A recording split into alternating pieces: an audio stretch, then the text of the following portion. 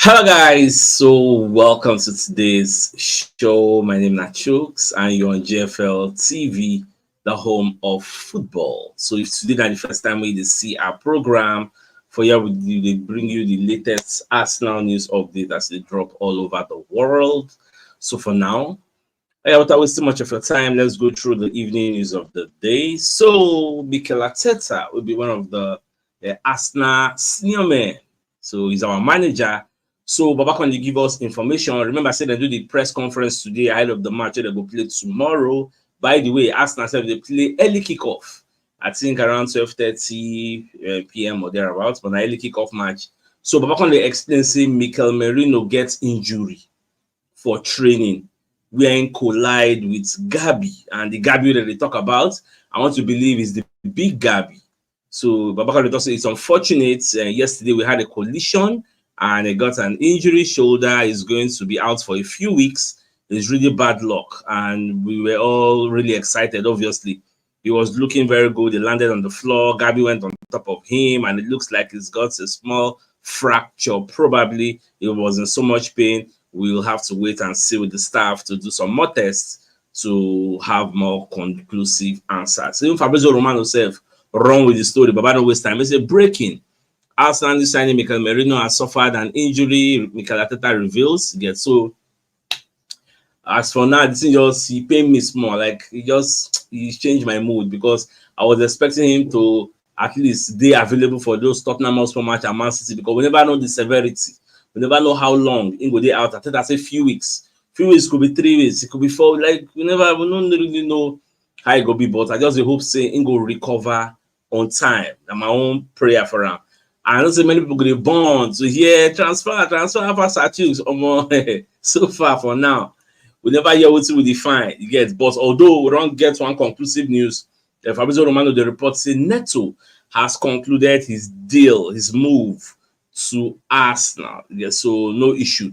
Now, Espanyol already confirmed to Arsenal, said their final bid for Johan Garcia of about 20 million euros fixed fee. You get, say they no accept. Even if you want to break the clause, they no accept. Nothing. So Arsenal don't get any choice than to just leave the Garcia race and sign Neto on loan. And you see that's why they talk, say the coach say he no want me the player go. But who will they get overconfidence? Say because you don't get player to club agreements. Therefore, we are going to sign the player. Not knowing say the selling club get their own plan because you are putting them in a tight spot. If you sign the player, how you want them to go replace him? Those are the issues. So at least still give us room. Say, okay, we don't get 1 year loan deal without an obligation to buy or an option to buy. So after the season don't end, we can still go back for Garcia. So that themselves will be the selling club. They will get ample time to replace the player. I think that's going to be a win-win situation for everybody. It will make a whole lot of sense, right?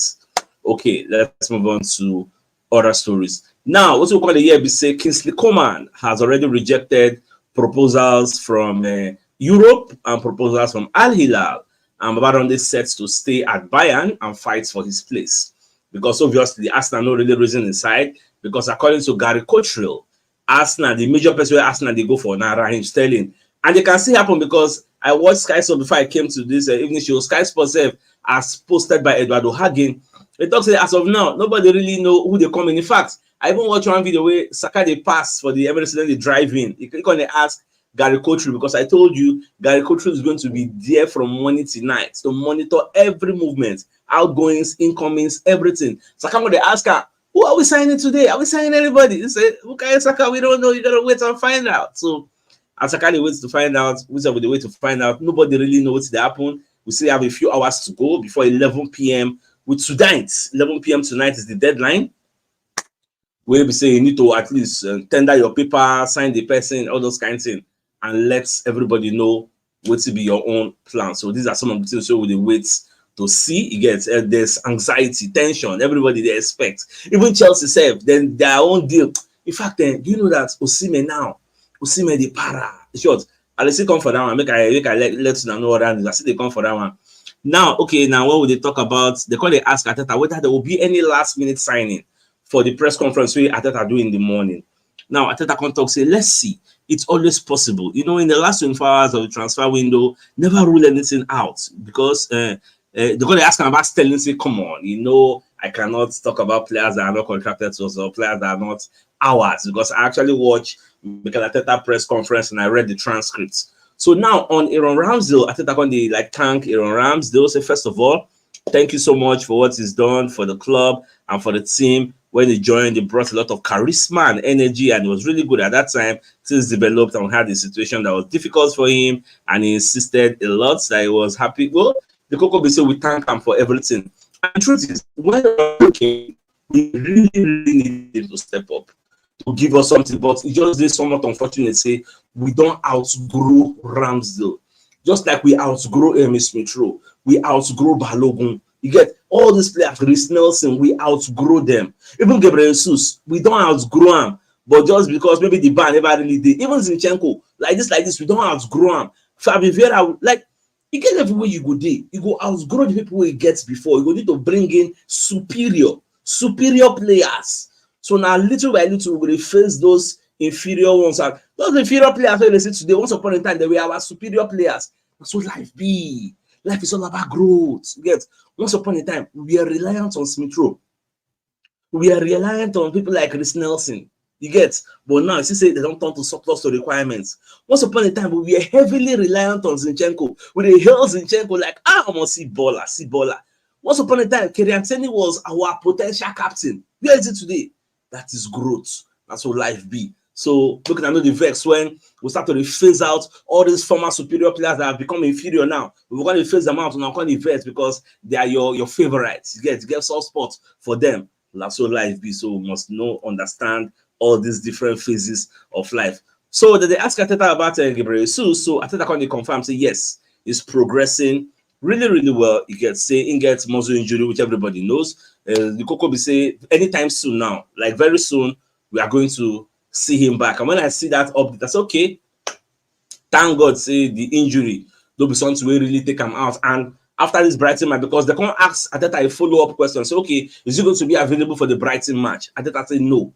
The rest is not going to be available, which means after the Brighton match, after the 2 weeks international break, we expect the Jesus to come back hale and hearty. You get at least that one safe, no bad. Now, they're going to ask Arteta if young players like Ethan Nwaneri go play more this season. But I'm going to explain, say it will depend, because certainly they have earned the respect of the team and they have done it in preseason, and now they're going to have to earn the right to play. They have the same chance as anyone else, but we don't say go there easy on all these youngsters. But talking about chances go there, domestic cups go there.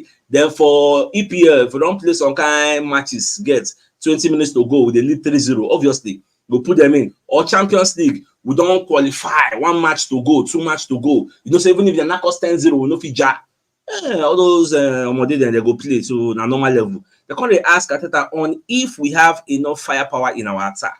Back on the explain, say yes, it's what we have. One of the biggest strengths that we have over the past 2 or 3 years has been that we've shared our goals. No one person will score 20-30 goals, but we share, we do division of labor. Now we are going to have to continue to do that.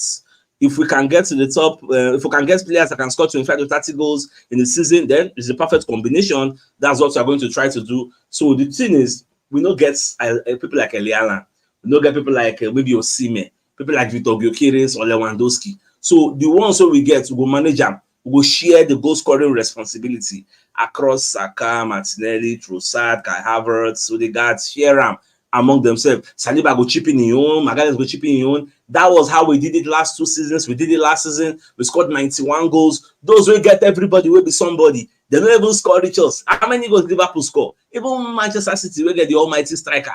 They still score 96, we score 91. So Arteta is maintaining the same composure. So we go continue with that tactic. Then probably by the end of this season, for the summer, then we don't fix defense, we don't fix midfield, we'll be looking at the attack.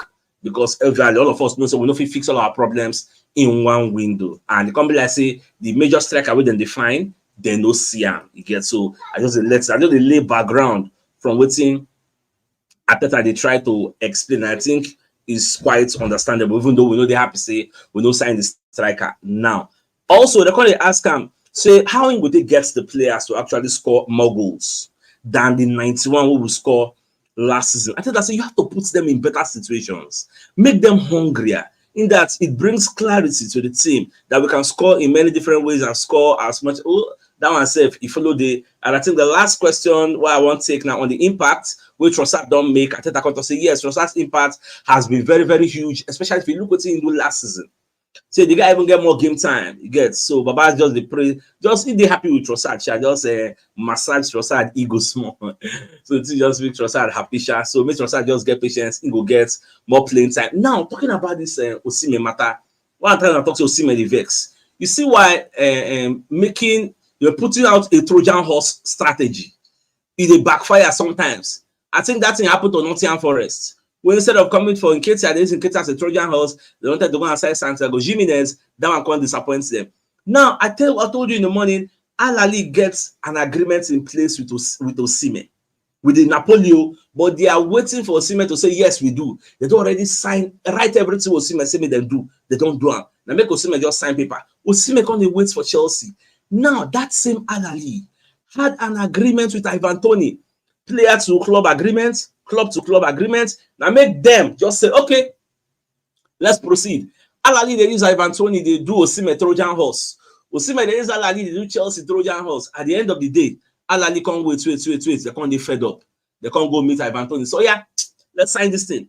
Al Ahly don't sign Ivan Toney, they completed the deal. In fact, the guy don't do medical. Fabrizio Romano don't announce the documents are being reviewed. Now, I can tell you for free that Osimhen is angry. Ben Jacobs do a podcast. I can't watch him. They interview some of his colleagues. I can't discuss this Al Ahly, Osimhen, Ivan Toney deal. Everybody can't blame Osimhen. You know, give Al Ahly green light. Say, okay, I want to join you. Now they don't sign Ivan Toney. You can't vex. Why are you vexing? But you did not tell them, okay, I want to sign for you. Now Chelsea don't send their delegates. They don't travel go Italy. Then they discuss. Chelsea are offering Osimhen £155,000 per week. Osimhen said no, that the amount is too small. See, person where Al Ahly, they offer 400 and something thousand pounds per week, give you a decent release clause that is below 100 million pounds that anybody can trigger. But you say no. Now Osimhen is, from the look of things, is going to remain in Napoli. And they say they are unhappy with the Aurelio De Laurentiis, who is the president of Napoli, because you know, say time no really day, unless they will need to send private jets to fly and come. In fact, the problem right now is that Chelsea want to take him on a loan with an obligation to buy, which is okay by Napoli. The issue in a salary, Osimhen, they feel say, I cannot collect 155. So from now till 11 p.m., we'll see whether anything will happen. But that's what they do when you are using the Trojan horse philosophy. You know, they really work. Now, I said it in the morning that the deadline date for this campaign is going to end on today. Some people want to argue. So I say make I just school some people now. So this is a report from Sky Sports. They say deadline day done deals for Premier League, EPL, SPFL, and everything. When you look beneath the headline, you go see the Premier League, EFL, and Scottish Premier League summer transfer window shuts on Friday, August 30th at 11 p.m. in England and Scotland, which is today. Today's 30. So it's going to expire now. For some people who don't know this next thing I want to tell you now. Even if transfer window they close by 11 p.m., it not mean say you know if you still register players after 11 p.m. because if I can go to Google sites, I say, what if maybe 10:55? Now don't get an agreement to sign a player, but now never register am. Does it mean that agreement is null and void? So I can't understand from Sky Sports that clubs are able to complete deals after the deadline day passes if they have submitted a deal sheet to the Premier League. The deal sheet allows the club to confirm a deal has been agreed and allows for additional time to submit any outstanding documents, which means if Arsenal wants sign Sterling and maybe that kind 10:55, 5 minutes to go, if we send one of our agents, we go stay for the Premier League office. So once they don't agree everything, we all relay the information, say, let them know, say we don't get agreements with Chelsea, so sign this guy. So that even if the transfer deadline time pass, we'll still have additional time to still come and register that player. So I say, me, I know that one before. It's just enter my head. I say, I can say, make I do small research. So I believe, say, some of you know I'm already. Some of you still know him, but at least all of us don't learn one thing this night now. So, which means there's still the possibility that something can still be done at Arsenal. At the same time, there's still the possibility that nothing will be done and we are okay the way we are. So the biggest things of the night is the fact that Mikel Arteta can give us confirmation, say Mikel Merino don't get injury. He injured his shoulder while in training. It be like a big Gabby. Though Arteta don't let us know whether a big Gabby or a small Gabby. He just say na Gabby. The guy fall for ground, Gabby can't fall on top of him. So for the guy to get injury, I don't think say Martinelli go get that kind of weight. So I suspect big Gabby. A big Gabby now fall on top of him. Maybe they contest for nodding. The guy can't fall. So it's really pain the guy. So they're saying go there out for a few weeks. Well, there's nothing we can do. So wish him all the best, quick recovery. You get it, they happen like that. So my dear Arsenal lovers, I think this is a fine place for us to call the show an end as we wait for any breaking news. I tell any breaking news that they come live again. So till I see you whenever I see you, maybe tonight or maybe tomorrow morning to give you the morning news. So then thanks for tuning in. Enjoy the rest of your night. Now good night. All right, guys. Bye-bye.